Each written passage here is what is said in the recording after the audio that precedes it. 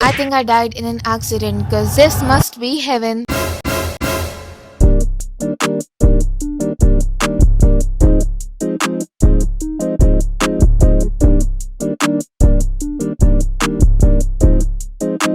Hi guys, it's Rimsha. चाट मेरे boards खत्म हो चुके हैं and I know I got cooked real bad. But at least it's over. आज हम लोग जा रहे हैं on a trip to recover from the trauma that boards gave me. Guys सबसे पहले हम फ्लाइट के लिए इतना लेट हैं, लाइक हमने अलार्म लगाया था और वो बजा ही नहीं. So we literally rush to the airport and thank God boarding में अभी भी टाइम था, सो वी आर सेफ. अगर आप लोगों ने टाइटल नहीं पढ़ा तो मैं आपको बताती चलूं, हम लोग सकरदू जा रहे हैं. Skardu is a valley in northern Pakistan and one of the countries most popular tourist destinations. और समर्स में नॉर्दर्न एरियाज का ट्रिप ऐसे भी डिफरेंट हेड करता है. मैंने एयरपोर्ट पे अपने लिए ब्राउनीज और कॉफी ली थी जो कि इतनी गंदी टेस्ट कर रही थी. I don't know why.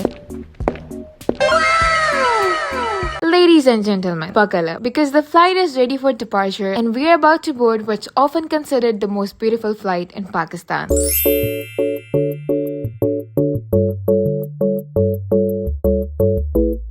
Chat, finally I got something to eat. The food was honestly 8 out of 10 and mid-flight हमें captain ने बताया कि there's some technical issue in the plane. But thankfully वो रिजॉल्व हो गया एंड हमें वापस नहीं जाना पड़ा. वैसे देखने में तो ये फ्लाइट काफी क्रैश होने वाली लग रही थी but we landed safely. Now we are in Skardu.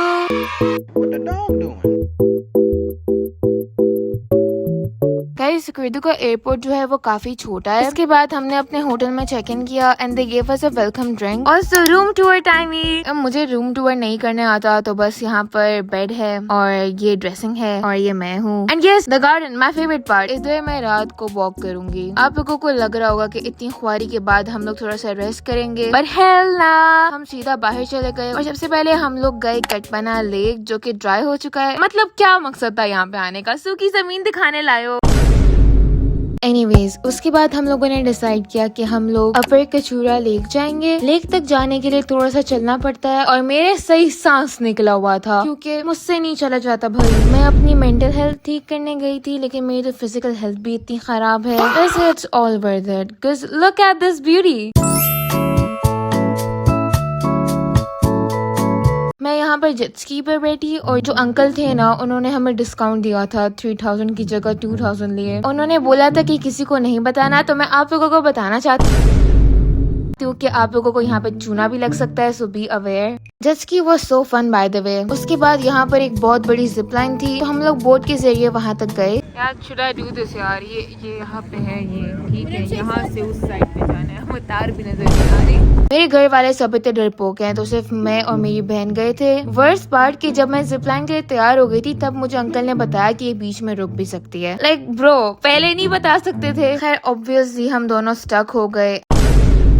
It was a 10 on 10 experience after all, but मुझे सीरियसली लग रहा था कि मैं नीचे गिर जाऊंगी. यहाँ से दूसरी साइड पे जाने के लिए बोट पर जाना था. ये मैं अपने आप को 12 एपिसोड्स वाले रोम कॉम की हीरोइन समझते हुए भाग रही हूँ. मेरे भाई ने ये अपॉर्चुनिटी अपने हाथों से नहीं जाने दी और मुझे बताया कि मैं कितनी पागल लग रही हूँ. हम बोट पर बैठ के दूसरी साइड पे गए और अब वापस जाने के लिए फिर वही गंदा रास्ता. खैर रास्ते में हमने अपने लिए कुछ खाने पीने का सामान लिया और गाइस सामने गंदम का खेत था और मैं अपने आप को काजोल समझते हुए उसमें कूद गई कि मेरी वीडियो बनाओ. अंकल ने खेत से बाहर फेंक दिया. चाचा बोल रहे थे कि ये हमारी रोजी है, फोटो शूट की जगह नहीं है. मुझे पर्सनली पता नहीं था कि ये गंदम का खेत है वरना मैं अंदर नहीं जाती. 4 जिप लाइन लेने के बाद भी मैं नहीं थकी और हमने अपने ड्राइवर स्लैश टूर गाइड को बोला कि हमें कहीं और ले जाएं. And he took us to Soq valley. Soq valley is such chill pill relaxing वाली जगह. I wish I could bring my friends here और हम सब लोग यहाँ पे हैंग आउट करते हैं. This place changed my definition of relaxing because I can imagine sitting by river and drinking चाय विद सम गलीज ऑयल में बने हुए फ्राइज. अगर ये पीक लाइफ नहीं है तो क्या है. गाइस इधर लोग नेम्स लिख रहे थे तो मैंने अपना ही लिख दिया. Self love comes first you know. इधर मैंने कुछ खास व्लॉग नहीं लिया because I genuinely wanted to sit down and relax after a tiring flight. इधर रिलैक्स करने के बाद we went to our last location that is Shangri La resort.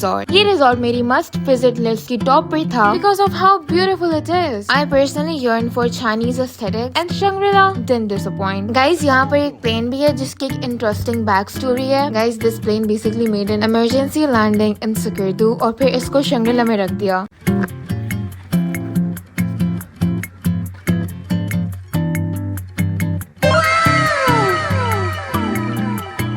के बेकेंगे लड़की है बेबी है इसका बच्चे बेबी देख के।